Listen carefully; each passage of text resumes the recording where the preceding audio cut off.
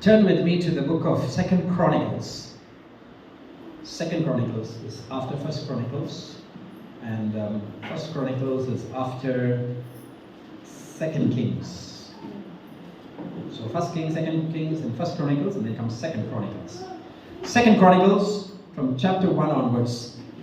Turn to chapter 1, and I'm going to read from verse 1, and probably we'll the main topic will end in verse 13. But if you can go ahead and read 14 to the last portion of that, which is 17. It's quite nice. But basically, 1 Chronicles chapter 1, verses 1 to 13. And this morning I want to talk about selfless spirituality. Selfless spirituality. This chapter is basically talking about King Solomon, who's the son of King David. Okay? I've read this a couple of times. I've had some messages out of this. But this time when I was reading it, something very different came to me. And I was like, wow! Wow! This is one of the secrets of this guy, Solomon. Okay? And so, this morning, selfless spirituality. What do I mean by selfless spirituality? We're all spiritual. At least we claim to be. Right? We all claim to be good, nice, kind, loving, spiritual. It's our claims. Now you say selfless spirituality. What is that? It is the opposite of selfish spirituality. Selfless is the opposite of selfish. Okay? So what is selfless? Selfless is you removing yourself from what you want and who you are to serving others. Selfless love is you're not bothered about you being loved much, but you're bothered about. Selfless generosity is you're bothered about others more than yourself. And so this morning I want to talk about selfless spirituality. And Solomon, because he portrayed and because he actually lived that life, God blessed him abundantly. It's very clear here. I will read it to you. You'll understand. And so basically this morning what I wanted to say is, in a gist, what I wanted to talk about is, we're so bothered about our lives, our families, and ourselves being blessed. We're so worried and bothered. But we're least bothered about others who God created. We're least bothered about others who God created. And that is selfishness. And I'll tell you here in this chapter how God was excited about the attitude of Solomon because of this one selfless spiritual aspect of his life. So let's look this up. So it says in verse 1 of chapter 1 of 2 Chronicles, Solomon, son of David, took firm control of his kingdom. I like that. He took firm control of his kingdom. Now he took control of his kingdom. My question this morning is, do you take firm control of your life and your family? How much are you in control of your life and your family? Do you have firm control, or you just have control or no control? To me, there's three kinds of control. One is there's no control at all. You don't have control over your life or your family. Or you might have just a little bit of control, and this is called firm control. You know what is firm control? You catch somebody's hand firm, they can't let it go. It says, Solomon, son of David, took firm control of his kingdom. For the Lord his God was with him and made him very powerful. Now listen. One of the reasons why God was with him and made him powerful is because he was in control of his life. Do you want God to be with you? And do you want God to be making himself powerful in you? First, take control of your life. Don't ask God to help you with his power if you don't have power over your own life. Point number 1 to be noted. One of the reasons why it says that for the Lord his God was with him. If God wants to do something to you, he needs to be proud about you. Let me repeat that again. If God wants to do something to you and with you and for you, he needs to be proud about you. You know what God loved about Solomon? First of all, he took firm control of his kingdom. And you know why God's proud about that? Because when God gives you something, and if you don't hold on to it, you're disrespecting God. If God gives you a good job, and you treat that job like garbage, and not having firm control over your job, don't pray and ask God to help you. He's not, because you just disrespected his gift to you. So God was with him because he saw that Solomon took control. Solomon took the initiative of respect towards what God's doing. And it says, and God was with him and made him very powerful. You see, God will only increase his power on you and for you if he sees you can hold something nicely. He's not going to give you power if you're feeble and weak-handed. It's not. He'll make a fool of himself.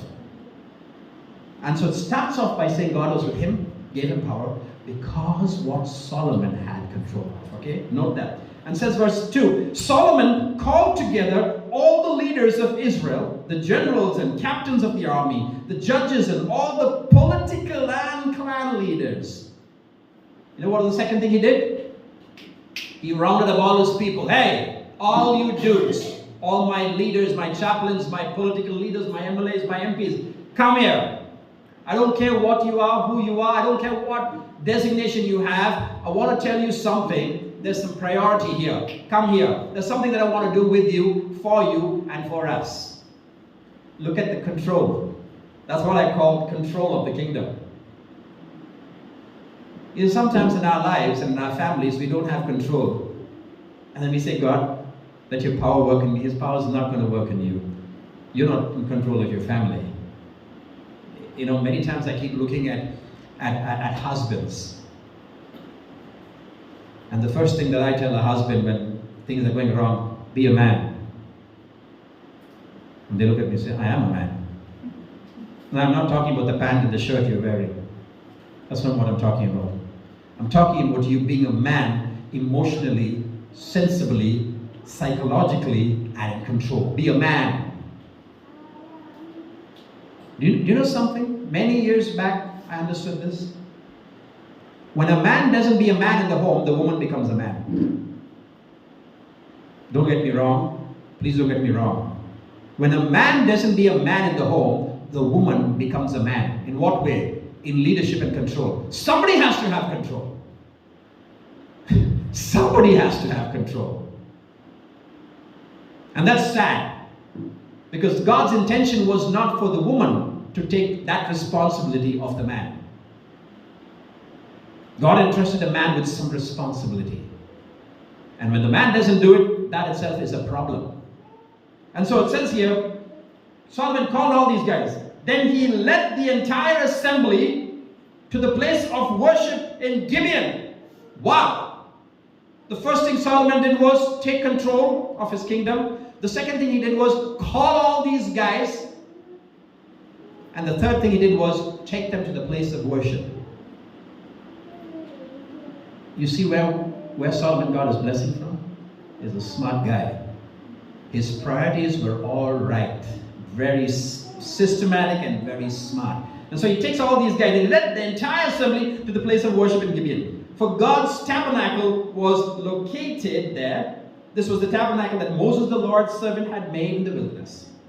David had already moved the ark, verse 4. David had already moved the ark of God from Kiriath Jearim to the tent he had prepared for it in Jerusalem. But the bronze altar made by Bezalel, son of Uri and grandson of Hur, was there at Gibeon in front of the tabernacle of the Lord. So Solomon and the people gathered in front of it to consult the Lord. What's the next thing Solomon did? Consulted the Lord. Okay, let's get this right. He had control over his kingdom, right? He called all the people. He took them to the place of the Lord. What was the fourth thing he did? He made all of them, not he alone. He made all of them consult with the Lord. Who are you consulting today? All the professionals? all the wise guys and the wise women and men. Who are you consulting? Sadly, some of the Christians go to astrologers to consult. I know many people, Christian people, who go and sit on the road next to the parrot. They'll say, sir, what's going to happen next month in my life? And that poor parrot, such a cute bird, that will come out of the cage and go and pick one card. And this dude will read one card. And this idiot sitting next to the parrot will take what the parrot reads for him. I heard that the parrots are replaced by rabbits now. They say in Shivaji Nagar there's no parrots anymore, there's rabbits. I should go find it. I want to go see where's the rabbit. They're consulting parrots and rabbits to know what's going to happen in their life. Solomon took his people and consulted the Lord. Who are you consulting? Your neighbors? Your boss? Your wife? Your husband? Don't be consulting these people. These people themselves need to go to the Lord. Don't get me wrong, I'm not saying don't take advice. I'm not saying don't take advice from people. That's not what I'm saying. I'm asking you, who are you consulting for your life? Is it God or someone else? It says he made them consult. It says, so Solomon and the people gathered to consult the Lord. There in front of the tabernacle, Solomon went up to the bronze altar. Solomon, he went up to the bronze altar in the Lord's presence. So he taught them to come here, made them involved in consulting the Lord. You know what Solomon's trying to do here? Just to back up a little. You know what Solomon's trying to do here? He's trying to take all his people who works with him and put them on the same page as where he is. Okay? He's not trying to be spiritual by himself. He's not trying to act holy and smart by himself. He's making sure all the people who work for him is on the same level of his understanding with God, and he's taking them on that same level and journey. I love it. You know why? Because tomorrow nobody will act stupid and silly and foolish. Because once they come and meet the Lord and consult, they'll be smart. They won't function in their flesh. They'll function the way Solomon is functioning. Very smart guy. Are you involved in bringing your family members and all your friends on the same level of who you are in God? Are you involved in that? Or you're trying to be spiritual and trying to give them advice? That's a very dangerous move. You're trying to learn something and teach somebody who's below you. Is that easy, or bringing them up to your level is easy? What's easier? You see what's wrong? Solomon's not trying to teach them what he heard from God. He's teaching them to hear from God like himself. Smart guy. Okay? It says, so Solomon went to the bronze altar where the Lord's presence was, and he sacrificed 1,000 burnt offerings. What was the fifth thing that Solomon did? Sacrificed 1,000 burnt offerings. Here's my question. What was the last you sacrificed to God? What was the last you sacrificed to God? What was the last? What did you sacrifice? Did it pinch you? You know what's 1,000 burnt offerings? That's a pretty solid amount of money there. That's not a joke. That's 1,000 burnt offerings. It's not a joke. What does it say of Solomon? What does it say of Solomon? He is very focused in his dedication and sacrifice to the Lord. I'm not playing the fool here. He's not playing games here. Look at the process. What did he do first? Got control of his kingdom. What did he do second?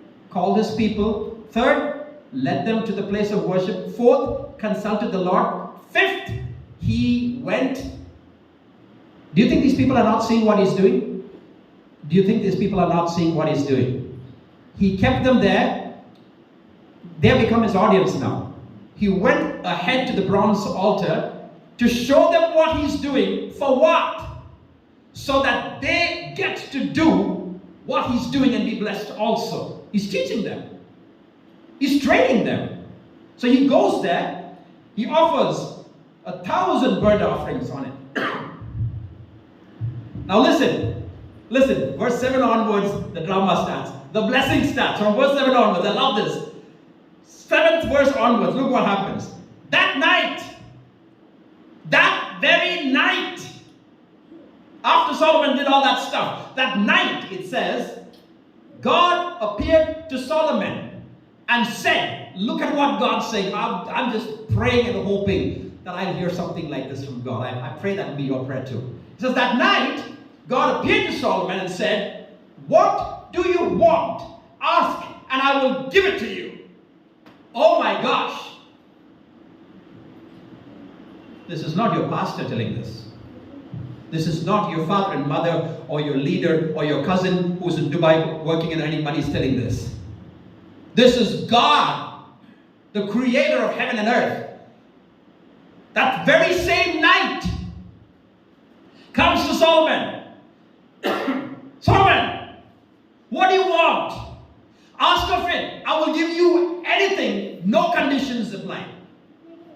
Wow. What would you ask? God, I have one building. I want to complete it. God, my car loan is there. Pay off those EMIs. God, my jewels are all there. Please redeem all my jewels. God, I want a nice husband. I don't want anything. Give me a nice husband who doesn't drink, doesn't smoke. That's all I want. Do you think Solomon was not a human being to ask all these things? You think he was insane? He could have asked anything. God never specified, you can't ask this. Anything, man. Try me. Try me. I'm here. Try me. I love that statement. I love it. I don't know what to say. Okay, it says, what do you want to ask? I will give it to you. Look at Solomon now. This is called selfless spirituality. Selfless spirituality with a lot of wisdom and smartness. Solomon replied to God, you showed faithful love to David my father. He's going back to his younger days. Listen, Solomon's going back to his younger days when he saw what God was doing to his father. He said, you showed faithful love to David my father. I can't forget that. I've seen it in my eyes. And now you have made me king in his place. He's giving lecture to God, as if God didn't know that. He's telling God what God knows. But listen, sometimes it's good to tell God what he knows, because God wants to know whether you know what he knows.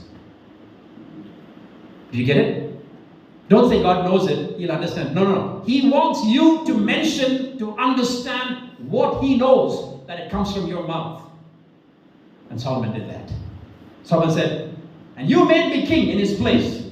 Oh Lord, God, please continue to keep your promise. Listen, selfless spirituality.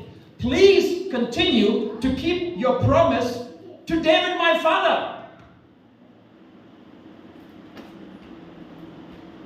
For you have made me king over a people as numerous as the dust of the earth.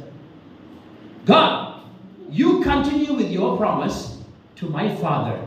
That's all I'm asking right now. Smart guy, because he knows if that promise continues there, that will come to him. Whatever's his father's is his. Right? He says, you just continue that promise to my dad. Because you made me king over these people that are numerous as the dust and the sand of the earth. Give me the wisdom. He's becoming specific now. Give me the wisdom and knowledge to lead them properly. Give me the wisdom and knowledge to lead them properly. For who could possibly govern this great people of yours? Note the word yours. He says, give me wisdom and knowledge to govern these people properly. For who? He says, for who could possibly govern this great people of who? These great people of yours. Selfless spirituality. He is understanding that these are God's people. He's understanding that this is absolutely nothing to do with me. These people don't belong to me. How am I going to govern these people? They don't belong to me. They belong to God. So God gave me wisdom and knowledge to govern these people. Look at, there's nothing selfish involved in this request. Nothing about his family, his needs, his nothing. He just said, you just continue what you promised my dad. Good enough. For me, I just want wisdom and knowledge to govern your people. These are your people. I want to be careful with your people. I just need wisdom and knowledge.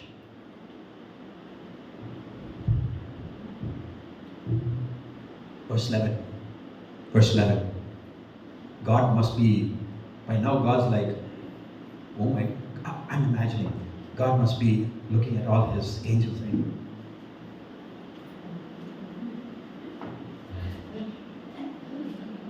just imagine, God must be looking at the back and say, this is what I call my son.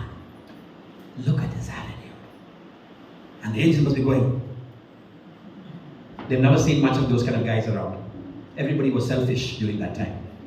This is the first time they're seeing somebody who's got brains and worried about God's people, right?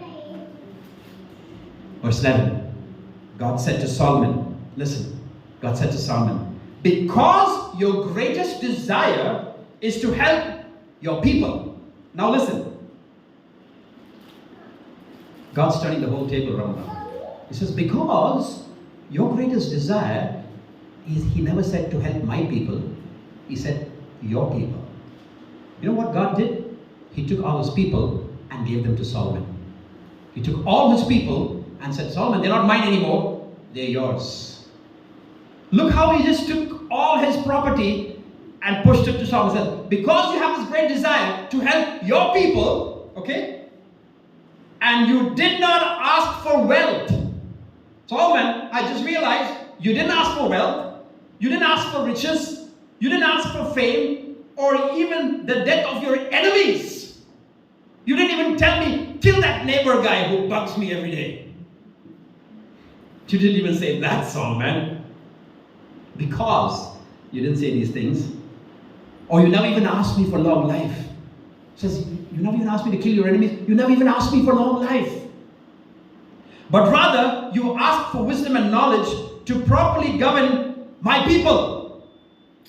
You just asked for wisdom and knowledge to take care of my people. Verse 12, I will certainly give you the wisdom and knowledge you requested. I will certainly give you the wisdom and knowledge that you requested. It doesn't end there. It doesn't end there. Look what continues. This is the Lord's bonus when you are smart and consider selfless spirituality. This is what God will behave like. It says, but I will also give you wealth, riches, and fame such as no other king has ever had before, and you will ever have in the future. I will give you even the wealth and the fame and the riches like nobody else has had in the future. You will be like nobody else. It says, then Solomon returned to Jerusalem from the tabernacle at the place of worship in Gibeon, and he reigned over Israel. Selfless spirituality. It's very clear. Solomon was very focused in his intention, attitude, and service. Is God not bothered about myself? I need nothing.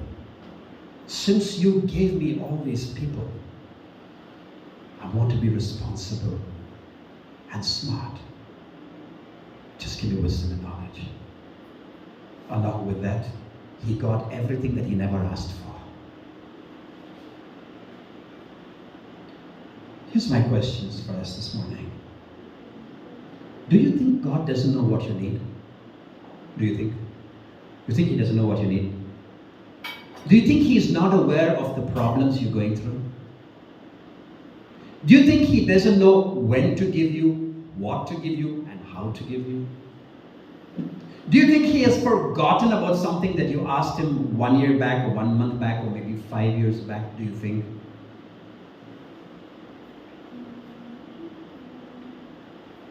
It all matters about your attitude. It's not about what he is thinking and not thinking, or forgotten or didn't forget. It's nothing to do with that. It's about our attitude. Are we selfish people? Are we self-centered people? Or are we selfless in our spirituality. Always concerned and worried about the others who God has given us. Concerned and worried about the things that God has bestowed upon us. Concerned and worried about what responsibilities God has blessed us with. Concerned and worried about the job God has given us, the health God has given us, the wealth God has given us, the people God has given us, the friendships God has given us. Sometimes we don't value the friends that God has given us. We think like as if we went and got those friends. Church, let me tell you something. You can't go and get anything. Not friends, not job, nothing. You can't get anything. I will challenge you with that. You can't get nothing. If you have friends and family and job and house and whatever you have, it's only because of God. Nothing less of that. So don't think I got friends because I'm a kind person. You're not a kind person. God's kindness is over you. That's all that matters. Don't ever think you're a kind person. Sometimes we think I'm a little kinder than others, so I got more friends than others. We've thought that a lot of times, right? I've thought that many times. I'm like, I got more friends because I'm very kind. No, there's no kindness in me. For those of you who don't know my kindness, you must see the other side of me. If you didn't, I can show you. I've got some other very, very rude sides to me that you probably have never seen.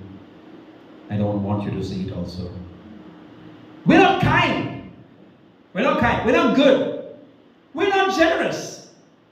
It's all the goodness of God over our lives. We're just borrowing things from God. We're just borrowing it, giving it away. That's all we're doing. And if you're humble enough to just accept that that was not yours, you borrowed it and gave it, you'll get more. But don't borrow something and go and tell someone, oh, I'm giving this to you. If someone wants money and you borrowed it and you came and said, this is my money, give it me quickly, okay? Be careful. Be very careful. You're in big trouble. That's borrowed money, it's not your money. Don't borrow God's love and behave like as if it's yours. It's not yours. It'll never be yours. It's meant to be used. It's on lease for our lives. Do you know that your life itself is leased out to you? When God gave us life, it's a leased life to us. That we maintain it, use it properly, take care of it, and preserve it, grow it, and show God the results. Sometimes when I see people with drugs and alcohol and stupidity, I'm like, hey, dude, that's not your life. What are you doing with it? What are you doing with it? Are you crazy? That's not your life, man. That doesn't even belong to you. You're taking the life that was given to you and abusing that. What's wrong with you? Sometimes we behave like we are some great people. We're not. Nothing belongs to us. It's the goodness of God. And the more we try to be selfless, to serve others, to love others, to be kind to others, to be willing to be of service to others, the more you will see God's blessing and goodness over your life. I promise you this. I promise you this.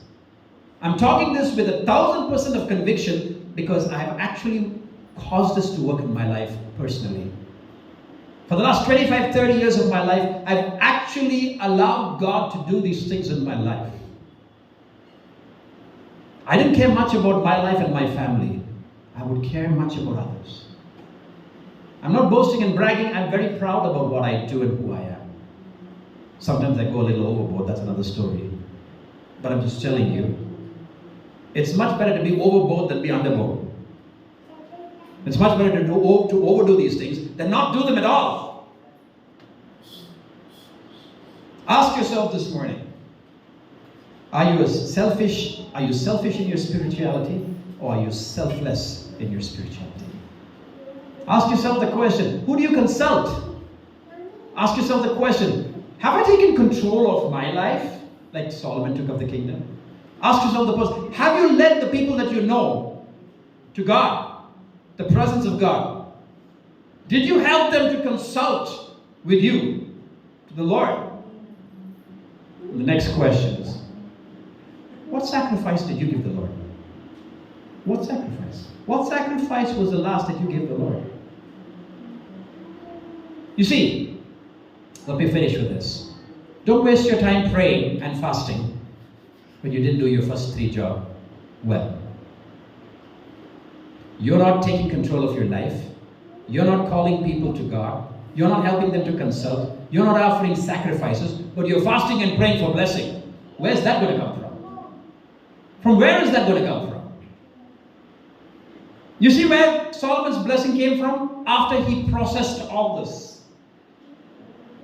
And it says in verse 6, Solomon gave 1,000 burnt offerings. Verse 7, what did it say? And that night,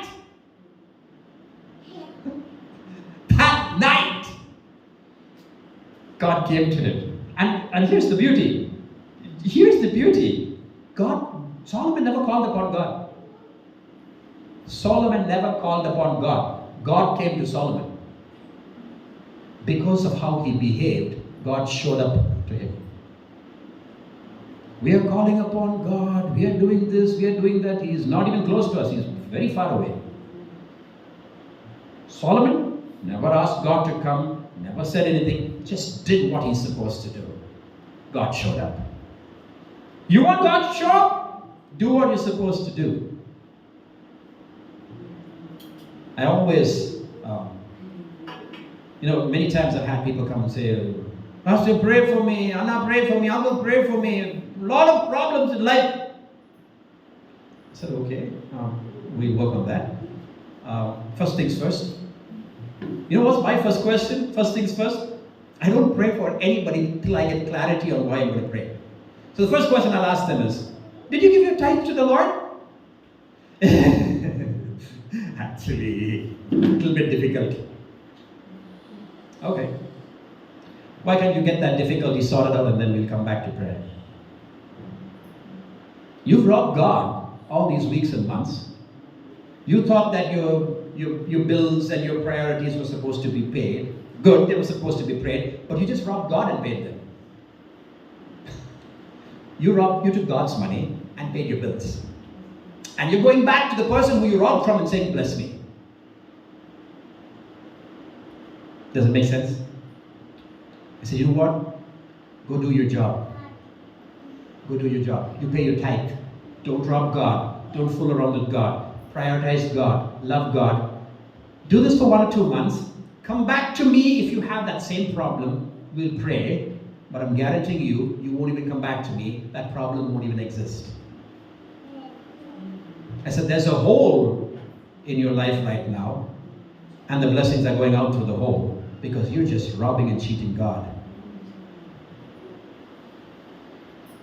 Sometimes we think, what is my 1,000 rupees tithe offering and 2,000 going to do for God? Yeah, I think God understands I can pay my house rent.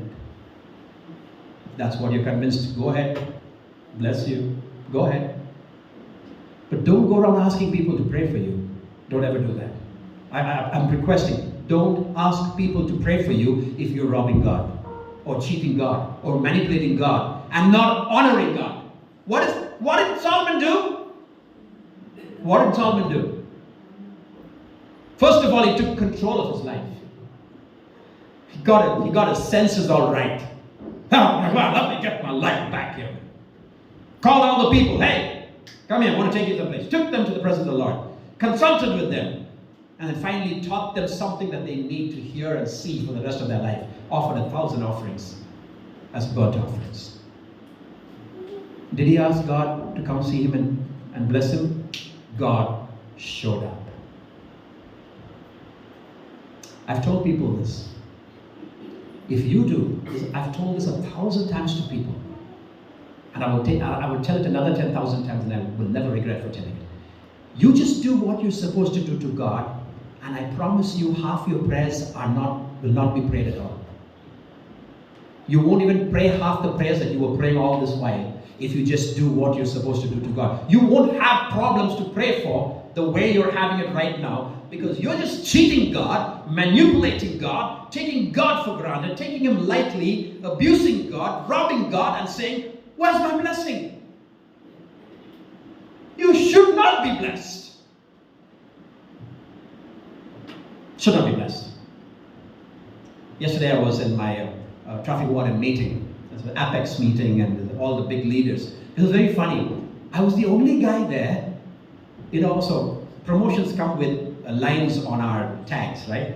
1 line, 2 lines, 3 lines, 4 lines. The more lines you get, the more seniority and the more... Every guy there was 2 lines, 3 lines, 4 lines, and 5 lines. I was the only guy with 1 line there. I was the only guy with 1 stripe. I'm feeling so embarrassed because I'm looking at everybody's shoulders and they're all senior guys. What the heck am I doing here? But they asked me to come there because they promoted me and I'm supposed to be there. And then they were asking people, so some of these guys went and they say, "Oh, we joined here for 1 year. We've not got our ID card. Give us our ID card." And the chief got up and he said, "Hey, how much work did you do to ask for your ID card? Were you doing 16 hours work on the road, serving people? Were you working 16 hours? You're not even coming and working on the road. You're coming and asking for ID card. Go get your butt and work on the road. We'll give you your ID card."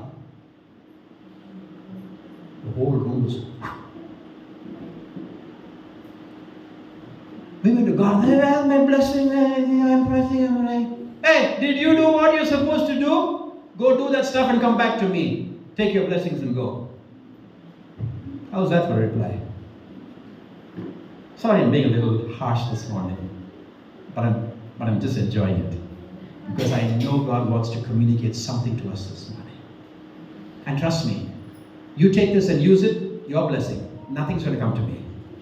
I'm not going to get 1 rupee into my bank account for what you get. I'll just be happy for you. That's all I'll be. You'll be very happy about yourself and about God. Selfless spirituality.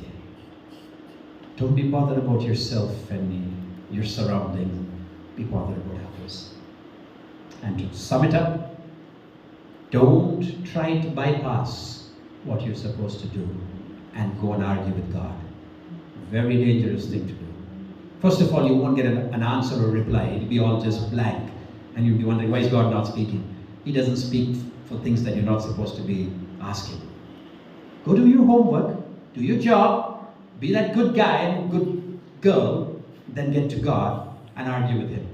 First of all, if you do that, you won't even get there to argue with Him. You'll see the blessing. Solomon followed the steps. That night, God showed up. God's a smart guy. He's a very reasonable guy. He knows what to do and when to give you and what to give you. He's not going to hold up your blessings. But if He is holding your blessings, it means you're holding His worship. If God's holding your blessings, it means you're holding His worship. You better release His worship. He'll release His blessings. It's a very simple process and procedure. It doesn't need much of intelligence to understand this. It only needs the right heart. You don't need intelligence to follow God. You just need the right heart. Remember the beatitude that says, "Blessed are the poor in spirit, for they shall see God." Blessed are the poor in spirit, for they are the ones who will see God. It never says, "Blessed are the wise and PhDs, for they see God." You don't need education to see God. Poor in spirit, simple in spirit, you will see God. That's all stand.